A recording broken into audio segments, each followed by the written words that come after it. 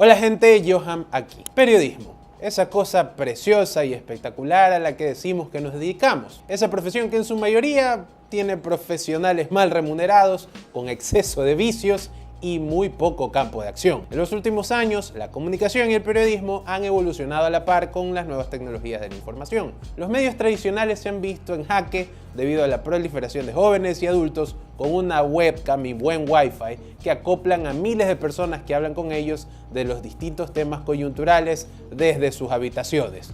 Esto desde luego ha traído despidos masivos de periodistas en los medios y todo un nuevo paradigma con lo que significa ser un medio de comunicación. No obstante, hay un tema en el periodismo que no deja de debatirse: la objetividad. Al parecer, en los tiempos que corren es difícil definir la objetividad, o qué fuentes de noticias son realmente objetivas, honestas e imparciales. Ante todo esto, la gente suele adjetivar a los medios de comunicación como prensa corrupta, prensa vendida, prensa pautera, pasquín, y en áreas bilingües, áreas donde hacen code switching, fake news. Pero, ¿es posible que la prensa o los medios sean objetivos? ¿De dónde nace la idea de objetividad en la prensa? Vamos a tratar de darle una respuesta a continuación. Bienvenidos a este videoblog Outsider. El nombre está en proceso de desarrollo.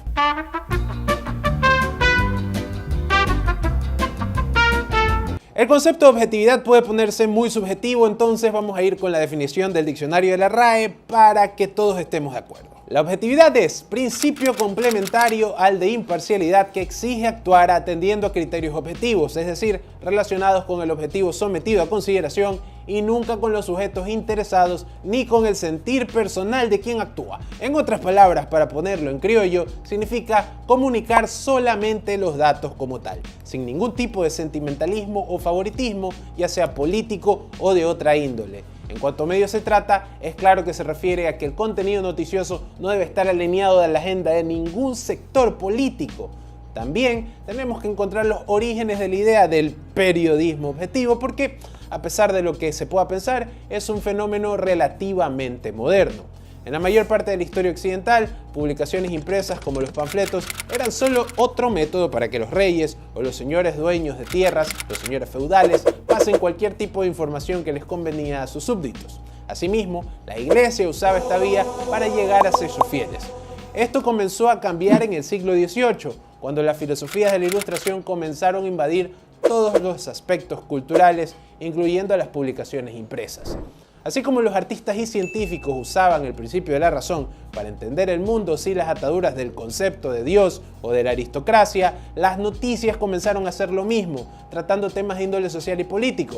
Esto desde luego comenzó a mostrar una nueva perspectiva sobre el rol de objetividad dentro de la prensa, ya que la misma filosofía que permitía entender el universo sin ningún tipo de inclinación o parcialidad estaba poniéndose en uso para entender a la sociedad, o eso creían. Aquí entra una cita del filósofo Terry Eagleton, que en su libro La función de la crítica hace una recapitulación de los duros inicios de la prensa escrita en Inglaterra. En el inicio, Eagleton hace un análisis de dos de los diarios más antiguos, The Spectator y The Tatler. Según nuestro amigo Terry, ambos medios utilizan la corrección moral y el ridículo satírico para hacer críticas a la aristocracia, que en tiempos previos habría significado un encierro, un calabozo o una decapitación, depende.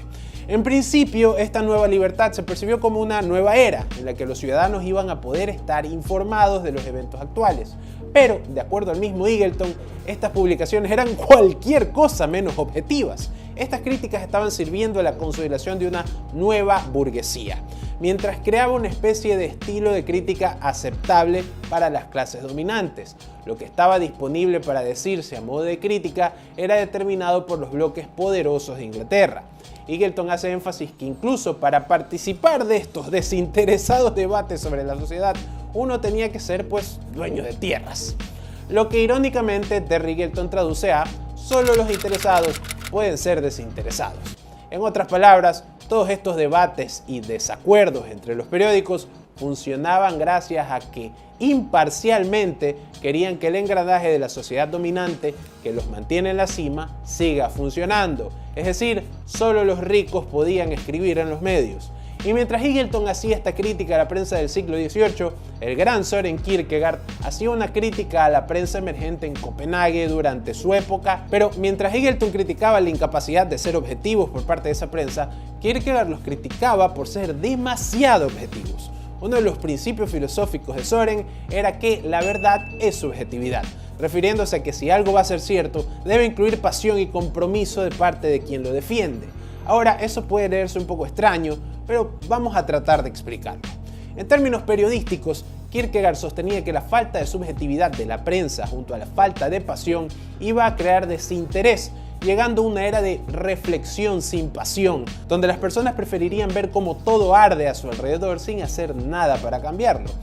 ¿Les suena un poquito familiar? Una de las grandes consecuencias de la prensa objetiva, según Kierkegaard, era que todas las personas que leían el periódico se iban a convertir en un gran anónimo llamado público o audiencia. Las noticias se convierten así en una recopilación de datos pseudo-objetivos que forman una pieza de entretenimiento donde el mundo es el protagonista. Ahora, podríamos considerar, por ejemplo, el trabajo de Jon Stewart, el segundo conductor del Daily Show, como una ejemplificación de todo lo contrario de aquello que odiaba Kierkegaard. Stewart no comenzaba desde el objetivo, sino que contaba la realidad de lo que pasaba social y políticamente en Estados Unidos a inicios de los 2000, desde su propia subjetividad. Como el escritor Matt Taibbi adhirió en el New York Times diciendo que algunos objetan la caracterización de Stewart como periodista porque tiene opiniones y no es objetivo. Esas personas no deben ser tomadas en serio. Las opiniones no pueden ser extraídas de un reportaje. Lo que se debe preguntar es si esas opiniones están o no escondidas. Taibbi da a entender que la objetividad es una especie de excusa que los periodistas usan para evadir responsabilidad. A diferencia de cómo CNN se marketea con cosas como los hechos primeros o facts first, Stewart se manejaba desde su subjetividad, mostrándole a la audiencia cuál era su postura desde un inicio, incluso rompiendo con el humor de su programa para ponerse cándido sobre temas que le apasionaban, como el seguro de salud para los sobrevivientes de las brigadas de respuesta del 11 de septiembre. No es que los hechos no existan, sino que esconderse en ellos para alejarte de tu propia parcialidad es malo y bastante cobarde si me lo preguntan. Pero entonces, si Kierkegaard exploró este concepto ya en el siglo XVIII y Terry Eagleton hace 20 años, ¿por qué seguimos obsesionados con la idea de una prensa objetiva? Bueno, esa idea, como siempre, viene de un gringo. Walter Lippmann fue un periodista y crítico de medios del siglo XX que argumentaba que los periodistas deberían incorporar el método científico en su manera de reportar. De esta forma, los ciudadanos se informarían mejor, lo que conllevaría mejores procesos democráticos y un mundo, entre comillas, mejor. Aunque seguramente Lippmann lo hizo con las mejores intenciones, la popularidad de la prensa objetiva en el siglo XX tiene muy poco que ver con aspiraciones de una mejor democracia. Es, de hecho, el pasatiempo favorito de los norteamericanos, lo que permite afianzar la idea de objetividad en la prensa, nada más y nada menos que la publicidad. Mientras la prensa crecía para convertirse en una industria como tal, la publicidad se convirtió en una fuente primordial de ingresos en los medios. Por eso, tener un medio donde había una tendencia marcada y solo una pequeña parte del público iba a ser fiel, era un riesgo para los negocios que nadie quiere tomar. Si un periódico iba a tener un enfoque socialista en una ciudad pequeña del interior de Estados Unidos, lo más probable es que las marcas no estén interesadas en pautar. Por otro lado, estaba el riesgo de que un medio con una tendencia totalmente contraria vaya y se robe tu audiencia y tu cuota de mercado. Gerald Baldasty, un académico especializado en medios, decía que la prensa del siglo XIX quería menos crítica de personajes públicos y le recordaban a los medios que ser partisanos afectaba la circulación y por ende los ingresos. Incluso si eras un medio grande y tenías una tendencia política muy clara, esa podría ser la señal que asuste a los publicistas y a pesar de tener una base de lectores fuerte, no podría sobrevivir. Como dijeron los académicos Noam Chomsky y Edward S. Herman en su obra Los Guardianes de la Libertad, existían muchos medios de comunicación que tenían una base de lectores mucho más amplia que sus competidores más objetivos. No obstante, desaparecieron ya sea por falta de ingresos publicitarios o peor aún, porque sus rivales los compraron y pasaron a ser más objetivos llenándose de publicidad.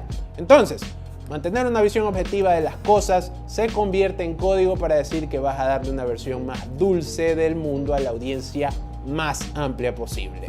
Las cosas ahora son un poco diferentes que en 1988 cuando Los Guardianes de la Libertad salió.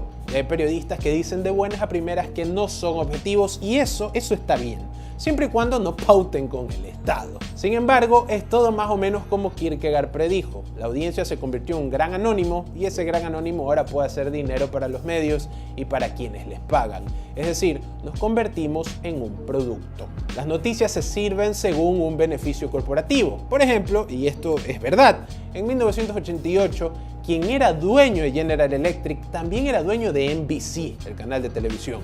Personalmente, esta persona pidió a la cadena no referirse a la crisis de Wall Street de 1987 como Black Monday, ya que podría dejar una imagen negativa de la gente de esa bella calle. Documentales sobre el medio ambiente han sido echados abajo debido a que no encuentran soporte en marcas que los auspicien, y eso no ha cambiado. Recordemos, por ejemplo, que el ex candidato presidencial de Estados Unidos, Mike Bloomberg, mató una investigación básicamente en su medio sobre China por miedo a que saquen del mercado chino a sus empresas. Entonces, si una historia o reportaje llega a enojar a algún directorio corporativo o al departamento de marketing de, no sé, mi comisariato, es probable que hayan cambios. Como Chomsky y Ehrman dicen, las noticias objetivas son solo propaganda para los poderosos. Por supuesto, esto no quiere decir que los periodistas sean malos, créanme, yo soy bueno. Es más, hay periodistas que hacen un trabajo magnífico para la sociedad, pero muchos de ellos tienen que trabajar bajo los confinamientos de los medios como negocio. Entonces, nos olvidamos de la objetividad. Brent Cunningham, editor en jefe del Columbia Journalism Review, piensa que una reevaluación del concepto de objetividad puede ayudarnos. Proveer una ventana hacia una de las falencias particulares de la prensa, dejar que el principio de la objetividad nos convierta en receptores pasivos de las noticias en vez de analistas agresivos de las mismas. Mientras que por allá en el primer minuto del video nos preguntamos si las noticias pueden ser objetivas, creo que hay que cambiar ese cuestionamiento a ¿queremos que las noticias sean objetivas? La respuesta probablemente sea no. Al menos no como mucha gente la percibe, ya sea por el temor de que nos metan una ideología que no queremos en nuestras noticias o porque perdamos la capacidad de ver de manera crítica las noticias. Al parecer, solo los hechos no van a salvarnos.